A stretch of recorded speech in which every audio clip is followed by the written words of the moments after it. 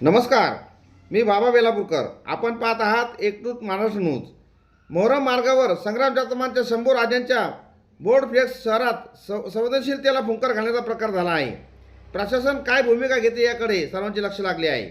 अहिल्यानगरमध्ये मोहरम आणि छत्रपती संभाजी महाराज जयंती एका दिवशी साजरी होत असताना आमदार संग्राम जगताप यांच्या या बोर्डने सर्वांचे लक्ष वेधून घेतले आहे. मोहरमच्या मिरवणूक मार्गावर लावण्यात आलेल्या या फ्लेक्सवर छत्रपती संभाजी महाराज यांच्या पायाखाली औरंगजेबाचे प्रतिकृतीचे चित्र आणि औरंग्याला त्याची जागा दाखवणारा एकमेव शंभू राजा असा मजकूर लिहिलेला आहे.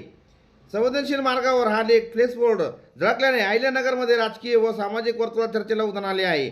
मोहरम सणाच्या पार्श्वभूमीवर प्रशासन शांततेचे आवाहन करीत असताना या फ्लेक्समुळे वातावरण तापण्याची शक्यता निर्माण झाली आहे.